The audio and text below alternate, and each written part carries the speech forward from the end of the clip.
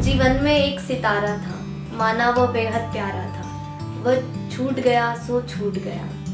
अंबर के आनंद को देखो, कितने इसके तारे टूटे, कितने इसके तारे छूटे। जो छूट गए फिर कहाँ मिले, पर बोलो टूटे तारों पर कब अंबर शोक मनाता है। जो बीत गई सो बात गई। मध्य प्रदेश लोक सेवा आयोग की सिविल सेवा परीक्षा के द्वारा मुझे डिप्टी कलेक्टर का पद मिला है। मुझे मध्य प्रदेश में 23वीं रैंक हासिल हुई है और मैं एसटी फीमेल में टॉपर हूँ। और किस तरह से चुनौतियाँ आई थी जो मुझे घेरने की कोशिश तो की जिन्होंने मुझे, लेकिन वो घेर नहीं पाई और आखिरकार मैं यहाँ पर पहुँच गई। मेरे पापा की अचानक डेथ हो गई। एकमात्र मेरा, मुझे ऐसा लगा, सपोर्ट सिस्टम खत्म हो गया। कभी स्कूल का उस दौरान कभी स्कूल का मुँह ही नहीं देखा। न पढ़ाई छूट गई, किताबें छूट गई, बहुत ही ब्लैंक हो गया था सब कुछ। फिर मेरे एक सर थे, तिवारी सर, जिन्होंने मुझे 11th पास करवाया था। उन्होंने मुझे फिर वापस बुलाया कि आप पढ़ाई करो, क्योंकि मैं मन बना चुकी थी कि मुझे 12th का एग्ज़ाम है। तो हिंदी मीडियम से थे, जहाँ जब कॉलेज में आए तो सब कुछ माहौल इंग्लिश, किताबें इतनी मोटी मोटी सारी इंग्लिश में, टीचर्स पढ़ाते थे सब कुछ इंग्लिश में, फ्रेंड्स वगैरह भी थे तो वो CBSE से, MP बोर्ड इंग्लिश से। वैसे तो मैं स्कॉलरशिप के बेसिस पे गई थी, कॉलेज में एडमिशन मेरा हुआ था तो मुझे स्कॉलरशिप मिलने वाली थी, लेकिन पहले ही हमें लमसम अमाउंट भरना था। मम्मी ने फीस भर दी तो मैंने पूछा, मम्मी तुम्हारे गले की चेन कहाँ है? तो मम्मी कहती है कि बहुत आराम से, मम्मी ने बिल्कुल टेंशन के साथ नहीं, एक माथे पे एक सिकल भी नहीं आई है कहने में उन्हें कि वो तेरी फीस भरनी थी ना, तो मैंने गिरवी रख दी। तो बहुत बुरा लगा, मतलब इतना बुरा लगा। इवन मैं सेमेस्टर में एग्ज़ाम में 5 में से 3 सब्जेक्ट्स में फ़ेल हो गई हूँ। मुझे पढ़ते नहीं बन रहा है। फिर याद आया कि मैं सच में कुछ गलत तो नहीं कर रही हूँ। गलत मतलब कि जो मुझे जो चाहिए था, मुझे मम्मी को धन दौलत नहीं देनी थी, और ना उन्हें चाहिए, और ना उन्हें अभी चाहिए। उन्हें जो गौरव चाहिए था, जो मेरे पापा का सपना था, उन्हें जो गौरव चाहिए था, तनख्वाह की बात नहीं है, ना पैसे चाहिए, ना शोहरत चाहिए, जो गौरव चाहिए था, मुझे वो याद आया। और फिर मैंने फैसला लिया कि अब करना है तो सिविल सर्विसेज करना है। कौन सीरत पे ध्यान देता है, आईना जब बयान देता है। मेरा किरदार इस ज़माने में 12 इम्तिहान देता है। पंख होना तो वाजिब है, लेकिन हौसला भी उड़ान देता है।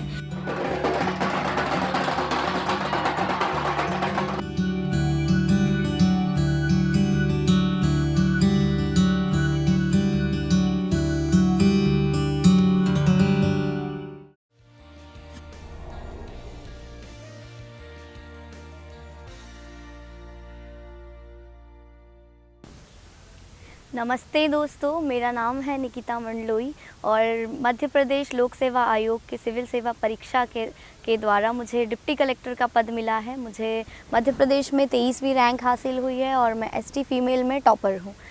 आज मैं यहाँ पर आपसे बातचीत करने आई हूँ। मैं आप लोगों को बताने आई हूँ कि कैसे मैं यहाँ तक पहुँची हूँ।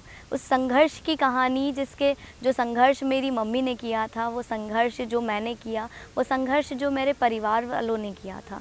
तो आज मैं यहाँ आपसे रूबरू होने आई हूँ अपनी कहानी बताने के लिए। शुरुआती दौर में जब मैं छोटी थी, ऑब्वियसली मेरा एकेडमिक्स अच्छा था।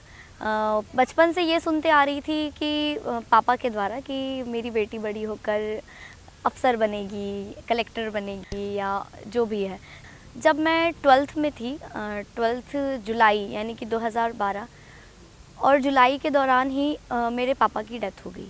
पूरा परिवार बहुत छिन्न भिन्न हो गया। जिस तरीके से मेरे पापा यहाँ से चले गए, इस दुनिया से हमारे बीच नहीं रहे, हमारे लिए बहुत मुश्किल समय था। मेरे लिए इसलिए बहुत मुश्किल समय था क्योंकि मैं सबसे ज़्यादा लाडली थी पापा की। मैं घर में सबसे छोटी थी, घर में एकमात्र बच्ची थी घर में, और सबसे ज़्यादा सपोर्ट भी पापा ही करते थे। चाहे वो डांस हो, चाहे सिंगिंग हो, एक्टिंग हो, अदर एक्टिविटीज़ हो, हर चीज़ में। क्योंकि मैंने कथक में डिप्लोमा भी किया है और ये सपोर्ट किसने किया था? तो मेरे पापा ने किया था। और अगर वो होते तो शायद पता नहीं और भी आगे मैं बढ़ जाती, लेकिन वो जो ड्यूरेशन रहा फिर 12th वाला, जो कभी स्कूल का उस दौरान कभी स्कूल का मुँह ही नहीं देखा। ना पढ़ाई छूट गई, किताबें छूट गई, बहुत ही ब्लैंक हो गया था सब कुछ।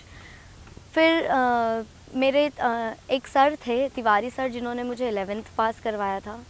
उन्होंने मुझे फिर वापस बुलाया कि आप पढ़ाई करो, क्योंकि मैं मन बना चुकी थी कि मुझे 12th का एग्ज़ाम नहीं देना है। तो मैंने डिसाइड किया कि 12th बोर्ड है, तो इसलिए मैं नेक्स्ट ईयर 12th दूँगी। लेकिन फिर मम्मी को ये बताया कि मुझे 12th का एग्ज़ाम नहीं देना है। तो मम्मी ने कहा कि तुम्हें क्या लगता है कि मेरे लिए बहुत मुश्किल, बहुत आसान है क्या? इतने सालों का साथ मेरा छूट गया, तो मेरे, जब मैं जी पा रही हूँ तो तुम्हारे पास में तो फिर भी एक सहारा है, वो हूँ मैं। तो मैंने भी यही सोचा, क्योंकि मम्मी के लिए तो और ज़्यादा मुश्किल था, लेकिन उनकी जो ताकत थी, उनका जो हौसला था, वो हम तीनों बच्चे थे, और मैं जिस तरीके से बात कर रही थी वो उन्हें डिमोरलाइज़ कर रहा था, वो उन्हें और ज़्यादा हतोत्साहित कर रहा था कि अगर पापा नहीं है तो मैं तो हूँ, मेरा फ़र्ज़ है कि अब तुम्हें आगे बढ़ाऊँ और तुम उनका नाम रोशन करो, इस तरीके से। फिर एक दिन मम्मी ने मुझे रेडियो पर ही एक कविता सुनाई थी, वो मुझे अभी तक याद है। हरिवंश राय बच्चन जी की थी वो, कि जीवन में एक सितारा था, माना वह बेहद प्यारा था, वह छूट गया सो छूट गया। अंबर के आनन को देखो, कितने इसके तारे छूटे, कितने इसके तारे टूटे, जो टूट गए फिर कहाँ मिले, पर बोलो टूटे तारों पर, कब अंबर शोक मनाता है, जो बीत गई सो बात गई। इस तरीके से तिवारी सर और मम्मी की बदौलत, उन्हीं के हौसले की वजह से, उनके सपोर्ट की वजह से फिर मैंने 12th का एग्ज़ाम दिया। मुश्किल तो था, स्कूल जाते टाइम भी, मतलब अगर स्कूल जाना भी होता था तो वहाँ पर रोना आता था, और बहुत मुश्किल दौर। कोचिंग पढ़ते नहीं बन रहा था, कुछ भी पढ़ते नहीं बन रहा था।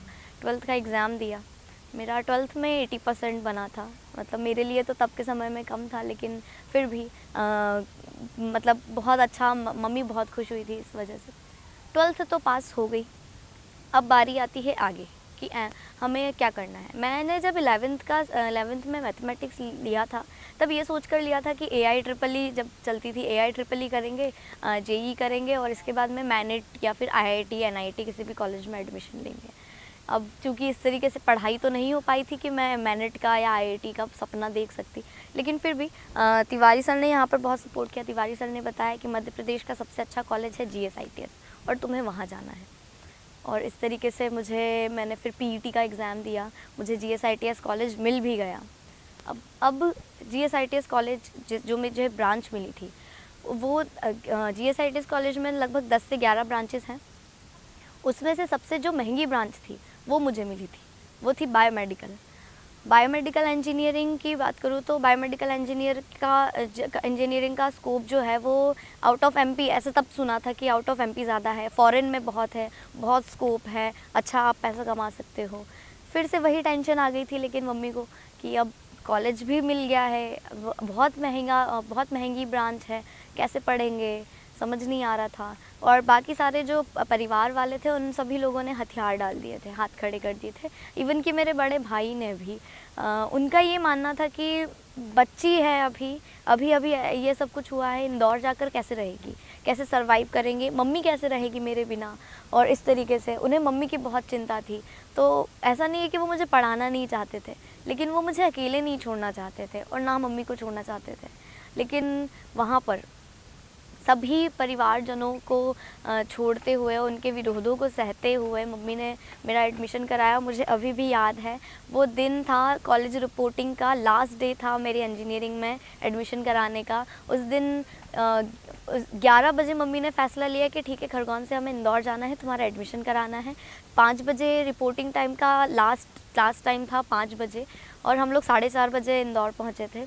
और फिर इंदौर आने के बाद ही मतलब पहले से ही ये हौसला मम्मी को कहीं ना कहीं मिला था। जो मेरे मौसा जी यहाँ पर रहते हैं, वो मध्य प्रदेश पुलिस में हैं, बहुत ही सपोर्टिव हैं, वो बहुत सपोर्टिव हैं। उनसे जितना बन पड़ता है वो उतना करते हैं स्टूडेंट्स के लिए, बच्चों के लिए, आगे पढ़ाई करने के लिए। तो मम्मी को कहीं ना कहीं उन्होंने भी सपोर्ट दिया था कि आप उसे भेजो, हम यहाँ संभाल लेंगे। और इस तरीके से मेरा पूरी एडमिशन प्रोसेस, मेरा हॉस्टल दिलाना, लगभग रात के 12 बज गया था एडमिशन प्रोसेस में। तब तक वो बिना खाए पिए उनकी ड्यूटी को उनकी छुट्टी ले करके और फिर वो मेरा एडमिशन कराया। तो इस तरीके से एडमिशन हो गया। बहुत महंगी ब्रांच है, जैसे मैंने बता दिया था। फिर एक सेमेस्टर चला गया। मेरे साथ प्रॉब्लम ये होती थी कि मैं हिंदी मीडियम से, सरकारी स्कूल से हम पढ़े थे, तो हिंदी मीडियम से थे। जहाँ जब कॉलेज में आए तो सब कुछ माहौल इंग्लिश, किताबें इतनी मोटी मोटी सारी इंग्लिश में, टीचर्स पढ़ाते थे सब कुछ इंग्लिश में, फ्रेंड्स वगैरह भी थे तो वो CBSE से, MP बोर्ड इंग्लिश से, बहुत मुश्किल आई। फिर मैंने कुछ करके पढ़ाई की, 6 महीने सेमेस्टर निकाल दिया। मुझे फर्स्ट सेमेस्टर में 5 में से 3 सब्जेक्ट्स में मैं फ़ेल हो गई। बहुत बुरा लगा, बहुत ही बुरा लगा, समझ में नहीं आया कि ये क्या हो रहा है। उसके बाद मैं मम्मी को जब बताया कि मम्मी मैं फ़ेल हो गई हूँ, तो मुझे लगा कि शायद वो नाराज़ होगी या उन्हें बुरा तो लगेगा ही कि तुम्हें इतनी मुश्किल से हमने भेजा है और तुम फ़ेल होकर आ गई हो। मैंने मम्मी को फ़ोन करके कहा, मम्मी मैं ऐसा रिज़ल्ट आया है, मैं सब्जेक्ट्स कुछ रुक गए हैं, बैक आ गई है। मम्मी ने हंसते हुए कहा तो कोई बात नहीं, मेरी बेटी बहुत अच्छी है पढ़ने में, अभी बैक आई है, अगले साल क्लियर हो जाएगा और सब कुछ वही सही हो जाएगा। फिर ये लगा कि अरे मम्मी तो बहुत सपोर्टिव है।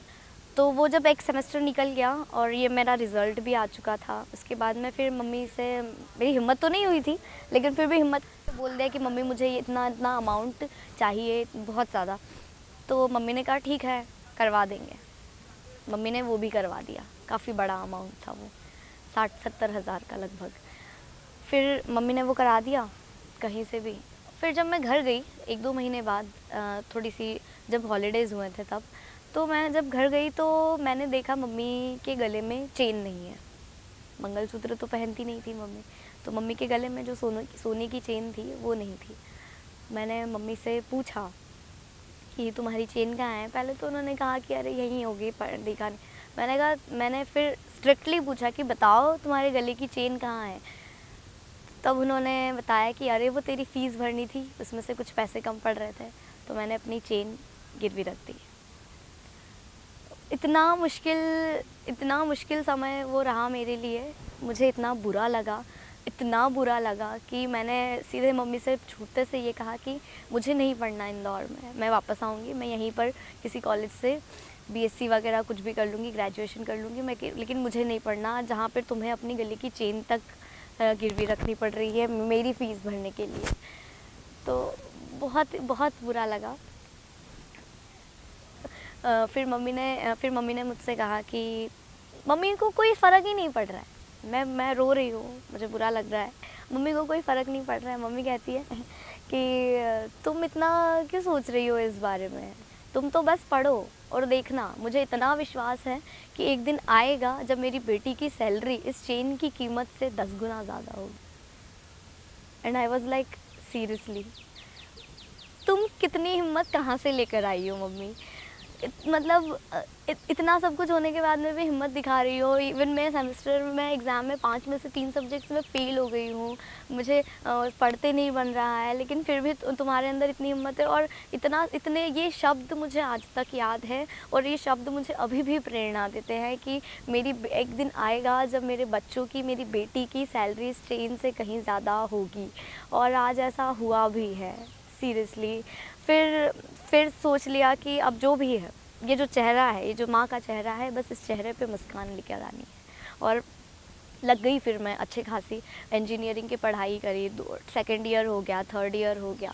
फिर एक 3rd ईयर आते आते फिर एक मोमेंट आता है जब आपको फिर से स्ट्रीम चुननी पड़ती है फाइनल ईयर में कि आपको GRE करके फ़ॉरेन जाना है या फिर गेट के एग्ज़ाम दे के MS करना है या फिर कुछ और करना है, CAT करना है, MBA करना है या क्या करना है।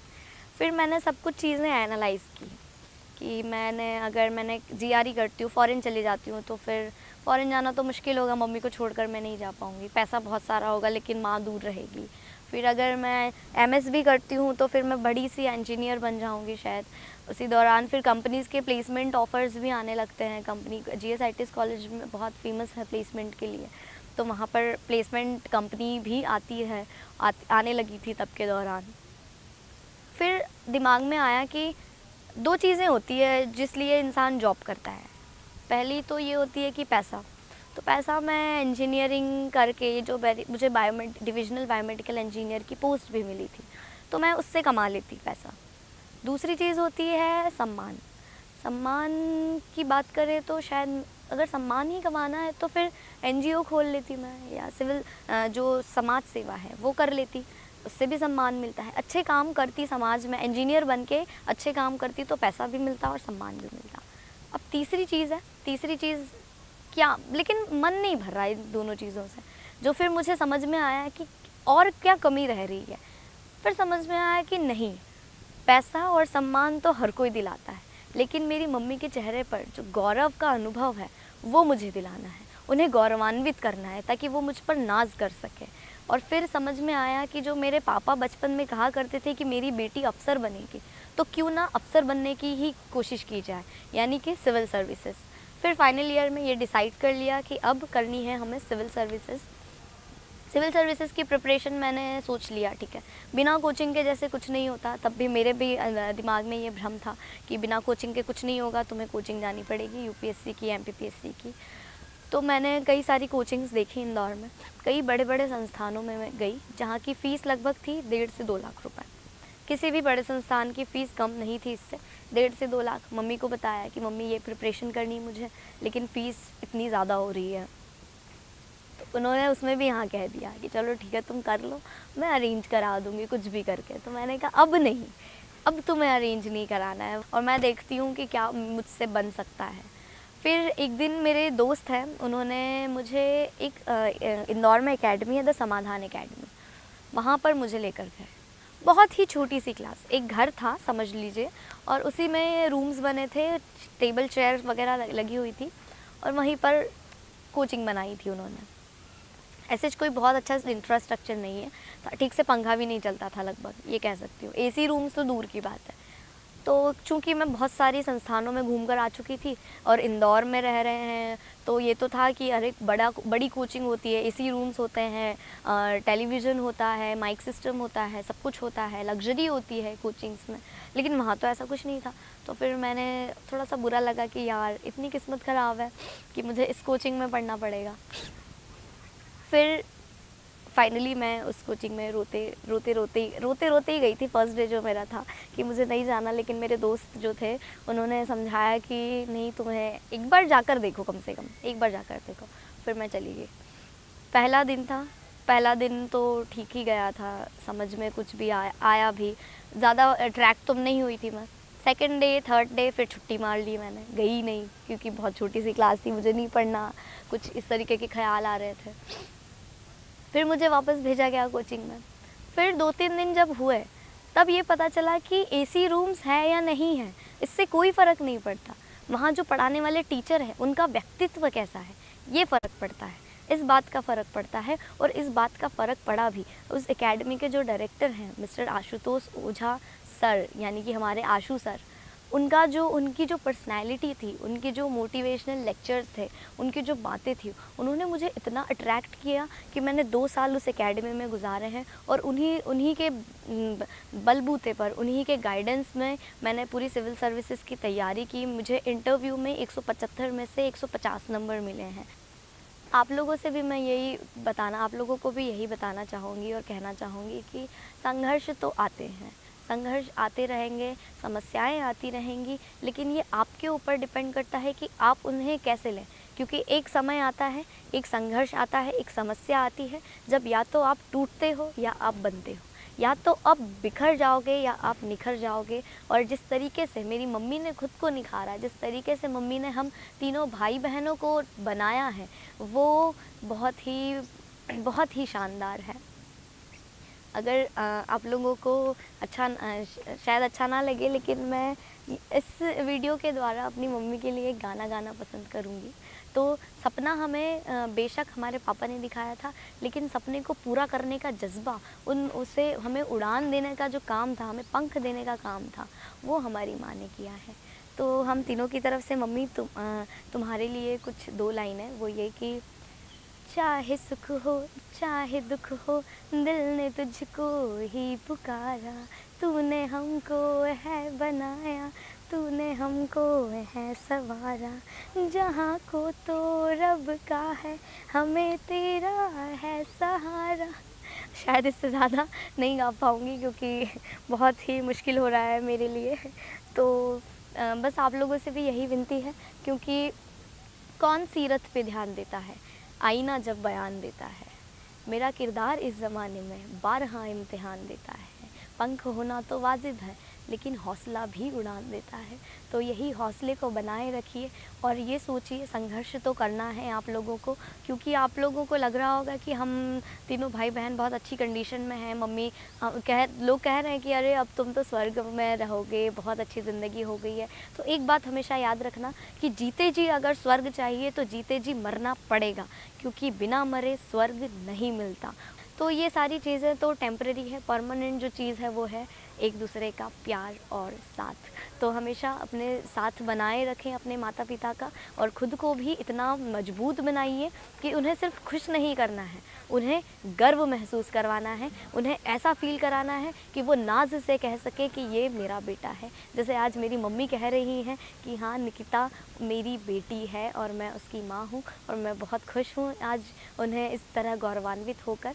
तो चलिए मैं उम्मीद करती हूँ कि मेरी बात आप लोगों तक पहुँची होगी। अभी तक के लिए मुझे सुनने के लिए बहुत बहुत धन्यवाद, और कई सारी जानकारियों और नॉलेज के लिए देखते रहिए डेली नॉलेज ट्रैक। जय हिंद।